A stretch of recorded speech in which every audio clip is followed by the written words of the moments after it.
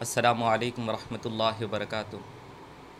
ان الحمد للہ نحمده ونستعینه ونستغفره ونعوذ باللہ من شرور انفسنا وسیئات اعمالنا من يهده الله فلا مضل له ومن يضلل فلا هادي له واشهد ان لا الہ الا اللہ وحدہ لا شریک له واشهد ان محمدا عبدہ ورسولہ اما بعد۔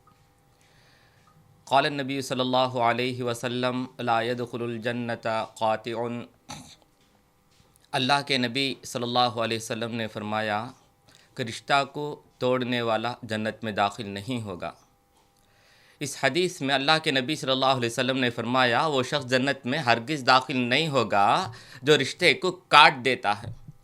معلوم ہوا کہ رشتے کو کاٹنا بہت بڑا گناہ ہے، اتنا بڑا گناہ کہ اللہ تعالیٰ رشتے کاٹنے والے کو جنت میں داخل نہیں کرتا۔ میرے محترم دوستو، تب یہ رشتہ کٹنے کے کئی وجوہات ہیں۔ ایک رشتہ کیوں کٹ جاتے ہیں، اس کے کئی وجوہات ہیں۔ بعض جگہ بدگمانیاں ہوتی ہیں، بعض جگہ حسد کی بنا پر، بعض جگہ بغض کی سبب اس طرح دوریاں پیدا ہو جاتی ہیں۔ اللہ کے نبی صلی اللہ علیہ وسلم نے ان تمام وجوہات کے تعلق سے فرمایا ایاکم والظن، لوگوں بدگمانی سے بچو، اس لیے کہ بدگمانی تمام باتوں میں سب سے بڑی جھوٹ ہے۔ باتوں میں سب سے بڑا جھوٹ یہی بدگمانی ہے، اس لیے اس سے بچا جائے۔ ایک دوسرے کے ٹوہ میں نہ لگے رہو، یہ ایک دوسرے کی جاسوسی نہ کرو، ولا تحاسدوا ولا تباغضوا، اسی طرح یہ ایک دوسرے سے حسد نہ کرو، یہ ایک دوسرے سے بغض اور عداوت نہ رکھو۔ وکونوا عباد اللہ اخوانا، اے اللہ کے بندو تم آپس میں بھائی بھائی بن کر رہو۔ اس حدیث میں اللہ کے نبی صلی اللہ علیہ وسلم نے تقریباً 3 وجوہات بیان کی۔ بدگمانی سے بچو، آپس میں حسد نہ کرو، ایک دوسرے سے کینہ کپٹ نہ رکھو۔ میرے محترم دوستو، جو اس طرح اپنے دل میں رکھتے ہیں بدگمانی یا کینہ کپٹ یا حسد اور جلن، تو ان لوگوں کو معلوم ہونا چاہیے کہ اللہ تعالیٰ ان کے گناہوں کو معاف نہیں کرتا۔ فرمایا نبی کریم صلی اللہ علیہ وسلم نے یعرض الاعمال فی کل یوم خمیس واثنین، بندوں کے اعمال اللہ کے پاس ہر جمعرات اور ہر پیر کو اللہ کے پاس پیش کیے جاتے ہیں۔ اللہ تعالیٰ ہر اس بندے کے گناہ معاف کر دیتا ہے جو اس کے ساتھ شرک نہیں کیا، ان سب کو معاف کر دیتا ہے، ان تمام موحد بندوں کو معاف کر دیتا ہے۔ الا امرأ، سوائے اس توحید پرست کی گناہ معاف نہیں کرتا، اس کی مغفرت نہیں کرتا۔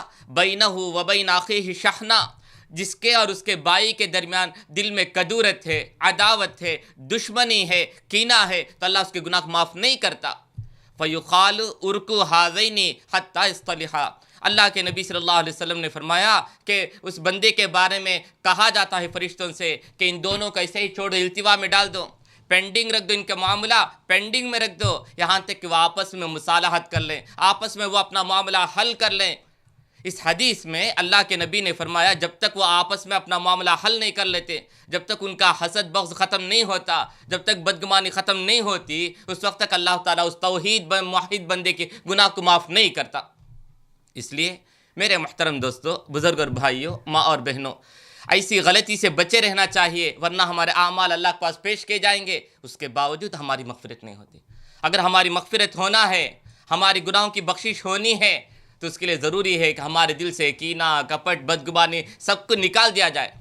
میرے محترم دوستو، اور کئی لوگ ہیں جو اس معاملے میں بہت سستی کرتے ہیں، زمانہ گزر جاتا ہے، ایک دوسرے سے بات چیت ہی نہیں کرتے، اسی بدگمانی کی وجہ سے یا آپس سے حسد کی وجہ سے یا کسی رنجش کی وجہ سے یا کدورت کی بنا پر ایک دوسرے سے دور ہو جاتے ہیں۔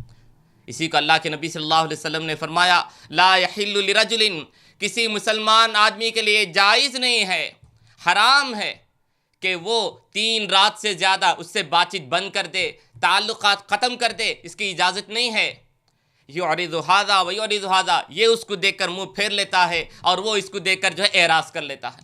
وخیرھم الذی یبدأ بالسلام، ان دونوں میں وہ بہتر ہے جو سلام کہہ کر آگے بڑھ جاتا ہے۔ تو معلوم ہے اس حدیث میں اللہ کے نبی نے فرمایا کہ ایگو نہ دیکھا جائے، عزت نفس کو چھوڑ دیا جائے، بلکہ آگے بڑھ کر حالات کو قابو میں کرنے، معاملات کو بہتر بنانے اور اسی طرح آپسی رنجش کو ختم کرنے کے لیے جو آدمی آگے بڑھ کے چلا جاتا ہے وہ ان دونوں میں سب سے بہتر ہے۔ اللہ تعالی ہم کو، ہمارے مسلمان بھائیوں کو، ہمارے مسلمان بہنوں کو، ہم اور اسی طرح ہمارے معاشرے کے اندر جو لوگ بلائی چاہنے والے ہیں، بس آپسی رنجش کی وجہ سے یا حسد کی وجہ سے دوری اختیار کیے ہوئے ہیں، اللہ تعالیٰ ان سب کو اس کی نیک توفیق عطا فرمائے۔ وآخر دعوانا ان الحمدللہ رب العالمین۔ السلام علیکم۔